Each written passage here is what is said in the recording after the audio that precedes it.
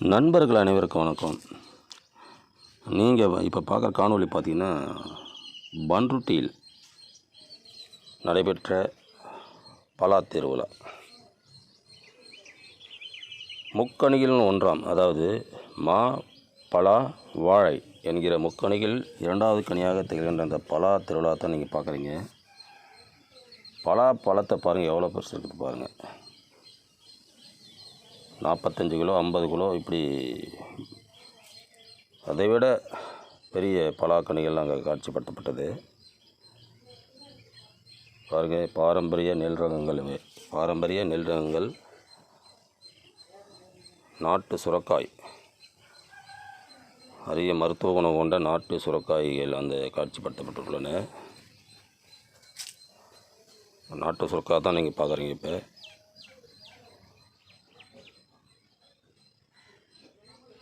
பார்த்தீங்கன்னா பலாக்கனிகள் குயிலாக காணப்படுகிறது பாருங்கள். மதிப்பு கூட்ட அந்த பலாக்கனிகளை பிரித்தெடுக்கிறாங்க. பலா சுளையில் தயாரிக்கப்பட்ட அந்த ஐஸ்கிரீம்,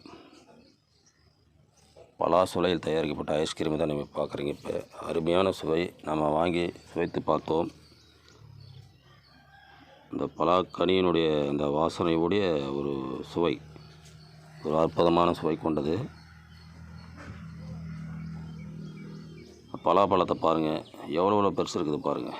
ஒரு அற்புதமான ஒரு மருத்துவ குணம் கொண்ட பண்ருட்டி பலா. இது மதிப்பு கூட்டத்துக்காக தான் அந்த கனிகளை, அந்த சுளைகளை எடுத்து கொண்டிருக்கிறார்கள்.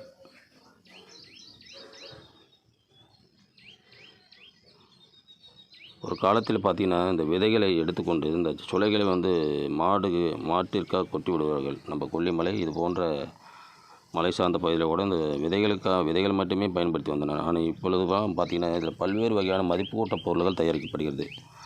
ஐஸ்கிரீம் தயாரிக்கிறாங்க, சாக்லேட் தயாரிக்கிறாங்க, பிஸ்கட் தயாரிக்கிறாங்க, ஜூஸ், இப்படி பலாச்சோலை ஜூஸ் தயாரிக்கிறாங்க. இப்படி பல்வேறு வகையான மதிப்பு கூட்ட பொருள்கள் இந்த பலாச்சோலையில் தயாரிக்கப்படுகிறது.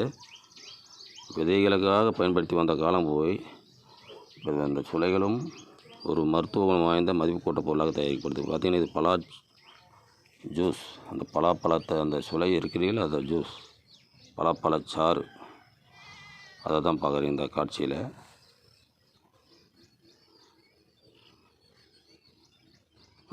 அன்றைய காலத்தில் முன்பெல்லாம் பார்த்திங்கன்னா அந்த பலாப்பழ விதைகளை வேவித்து இப்போ கிராமங்களில் பார்த்திங்கன்னா அந்த பல எறும்புக்குன்னு விற்பாங்க. அந்த காலத்தில், இப்பொழுது அது வரவில்லை. அப்போது அந்த சூழலில் சுளைகளை தூக்கி எறிந்து விடுவார்கள். இப்போ பார்த்திங்கன்னா சுளைகள் பார்த்திங்கன்னா மதிப்பு கூட்டப்படுகிறது. இப்போ நீங்கள் இதை மதிப்பு கூட்டப்படுகிறது. இப்போ இது உழுதூர் சுந்தர் அவர்களின் இந்த மரபு காய்கறி விதைகள் கண்காட்சி. பார்த்திங்கன்னா தக்காளிகள் பார்த்திங்கன்னா எண்ணற்ற ரகங்கள் வைத்திருந்தார். நீங்கள் அதை காணொலியில் பார்க்கலாம். தக்காளி பார்த்திங்கன்னா எண்ணற்ற ரகங்களை வைத்திருந்தார். அந்த காணொலி பார்க்கும்போது உங்களுக்கு தெரியும். மரபு காய்கறி விதைகள், உழுதூர் சுந்தர் அவர்களின் மரபு காய்கறி விதைகள். பார்த்திங்கன்னா இது தக்காளி பாருங்கள், எவ்வளோ ரகம் பாருங்கள். நாட்டு ரக தக்காளிகள், தக்காளி, வெள்ளரி, கிழங்கு வகைகள், எண்ணற்ற ரகங்கள் அவர் வைத்திருந்தார் உழுதூர் சுந்தர் அவர்கள். பாருங்கள், காய்கறி பாருங்கள், எவ்வளோ ரகங்கள் கொட்டி கிடக்குது பாருங்கள். இது போன்ற ஒரு மரபு காய்கறி, மரபு சார்ந்த விழாக்களில் நாம் கலந்து கொள்ளும் பொழுது நமக்கு நிறைய விஷயங்கள் தெரிய வரும். அதாவது நம்ம இன்றைய சந்ததியினருக்கு பாரம்பரிய பற்றி அதிகமாக தெரிய வாய்ப்பில்லை. இது போன்ற விழாக்களில் கலந்து கொள்ளும் பொழுது தான் நமக்கு அந்த பாரம்பரிய சார்ந்த மரபு காய்கறி விதைகள் நமக்கு கண்கூடாக பார்க்க முடியும். பாருங்கள், தக்காளி பாருங்கள், எத்தனை ரகங்கள் பாருங்கள். எனவே நண்பர்களே, இது ஒரு அற்புதமான ஒரு விழா, மரபு சார்ந்த விழா. மக்களுக்கு ஒரு பலாக்கனிகளிலும் எவ்வளோ தொழில் வாய்ப்புகள், சந்தை வாய்ப்புகள் உள்ளது என்று நாம் இதன் மூலமாக தெரிந்து கொள்கிறோம்.